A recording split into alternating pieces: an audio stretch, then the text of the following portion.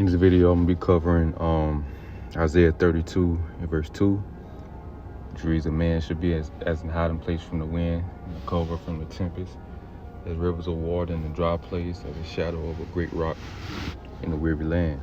All right, and continuing on in the reading from ChatGPT, it says, "Supernatural men as protectors," which is the elect men of the Lord.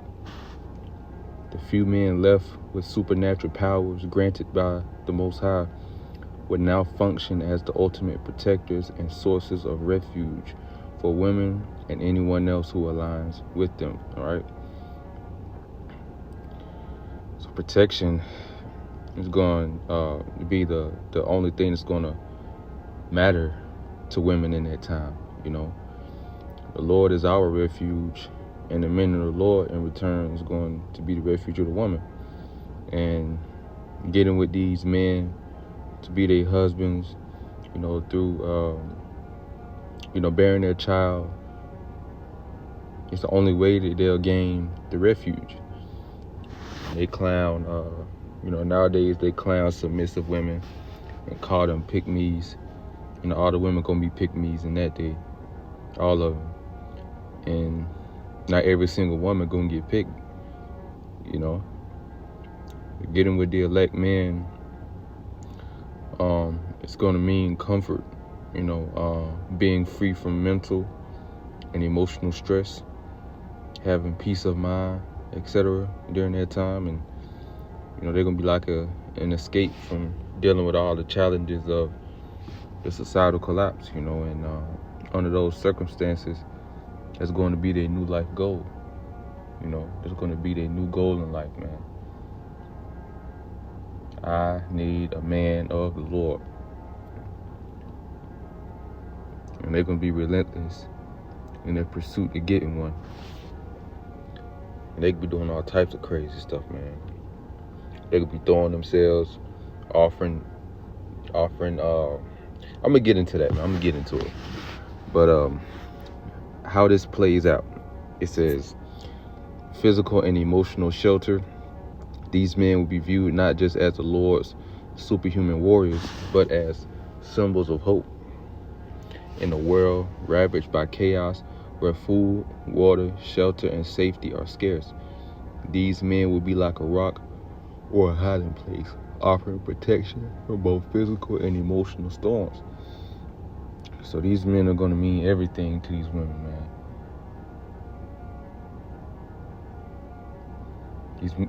These men are going to be so important to these females in that day.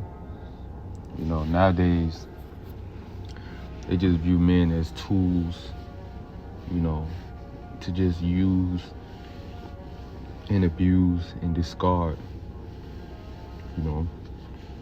They don't even view men as human. But in that day, the dire circumstances is going to completely, shift their view and perspective on men.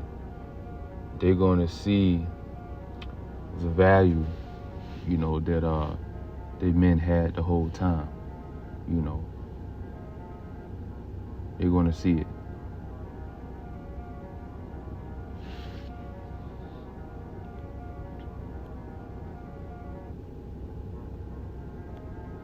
They drunk off the wine of Babylon now.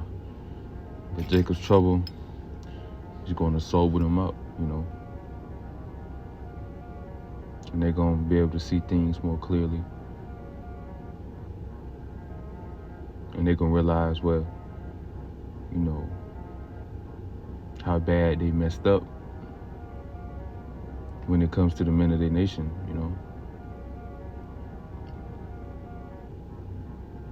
And they're going to be desperate. Very desperate. They're going to switch that tune that they got. Everything going to change. It's going to be an overnight change, man. They're going to be wanting to pledge their soul to brothers, man. It's going to be crazy.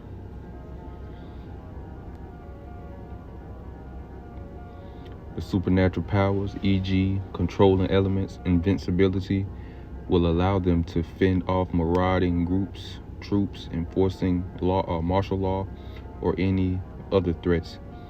Women and possibly others would flock to these men for protection in an environment where personal safety is a luxury, and they would likely see them as saviors. That's right. Saviors should come upon Mount Zion to judge the Mount of Esau, right?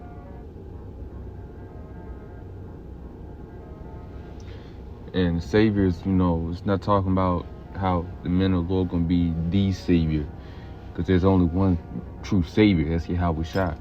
But this savior in this context is basically speaking on judges. It's going to be judges. The Lord's going to raise up judges. That's 144,000. They're judges. All right? Just like Samson and Gideon. The Lord's going to use them to deliver, or really they're like sheepdogs to protect the sheep. They blend in with the sheep. They kind of look like the sheep. These motherfuckers bite, you know what I'm saying? And they protect the sheep from the wolves, if that makes sense.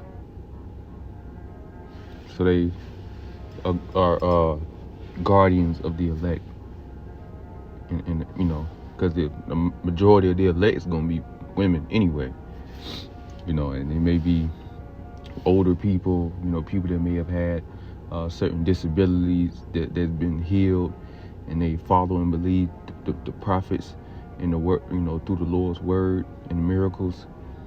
It may be children, so forth and so on.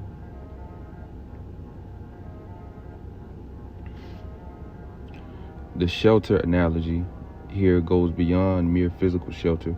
It's about finding emotional, physical, and spiritual refuge under the wings of these men. And they're gonna be searching for it too. They're gonna be searching. They're gonna be in groups, clicking up together. It's gonna be groups of them, man. They can be having their little backpacks and little smaller suitcases and stuff like that, looking crazy as hell. Hair ain't did, thirsty, just desperate and lonely, and just through looking for a man. All of them gonna have the same objective, the same want, the same need, the same desire.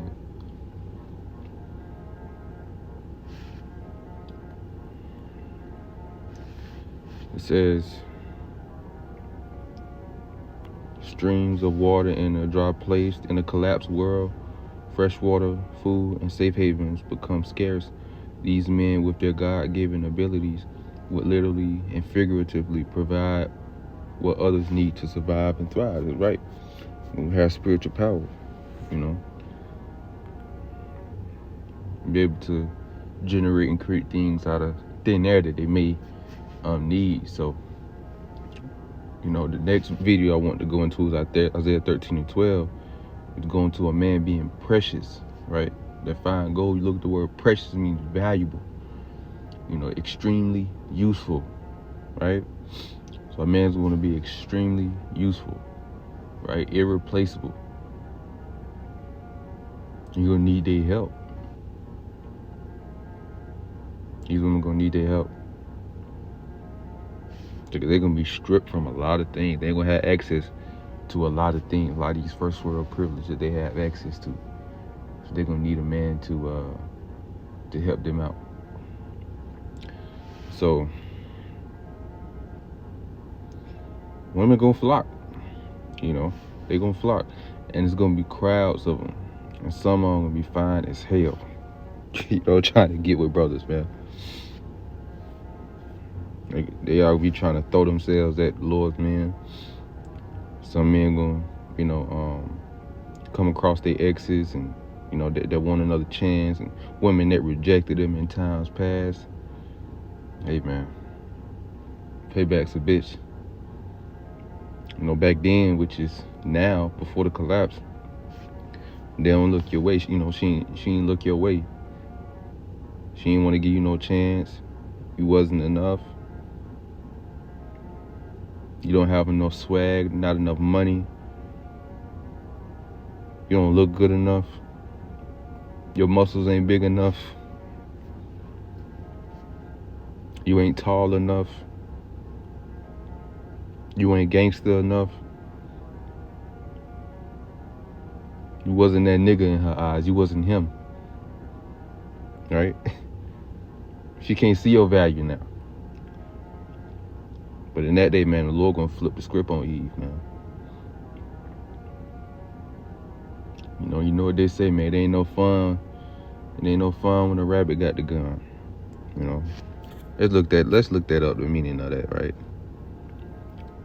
The phrase "no fun when the rabbit got the gun" signifies a situation where the previously powerless and underdog gains power or control.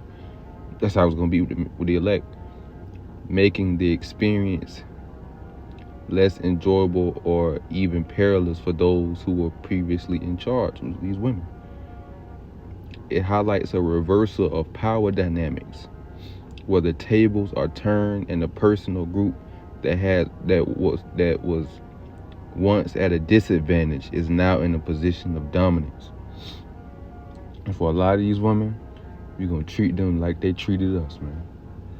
We're gonna be the cocky ones, you know, and not proud in a wicked sense, but you're gonna give them a taste of their own medicine, man. You know, you reap what you sow. That's in the scriptures, man. You can't just live your whole life in pleasure, having life on easy mode, using these dudes, loving attention instead of genuine connections, doing this and doing that, and then you're gonna think you had it good your whole life before the collapse, and you think you're just gonna get a man of the Lord like that. Like, you got the game twisted.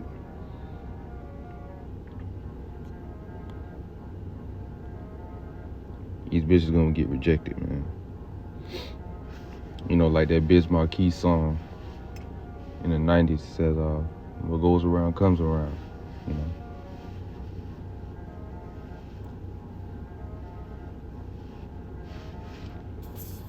Said he turned up his nose and kept on walking, man.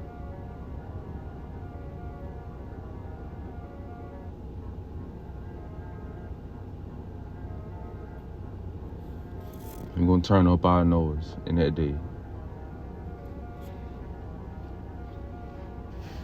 And that day we're gonna be like, fuck you. Look how they doing us now. You know? And then they gonna come crawling back, same men, looking for their help.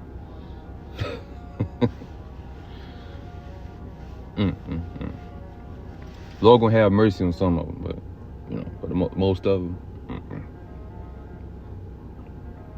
man's gonna be a shelter, a refuge, man. I'm ending it off on the definition. A condition of being safe or sheltered from pursuit, danger, or trouble, right? A sanctuary, place of safety, safe haven, harbor, a port in a storm, ark. Yeah, these men are going to be like arks, you know. They're going to be various arks, you know, like in the flood. They're going to be miniature arks.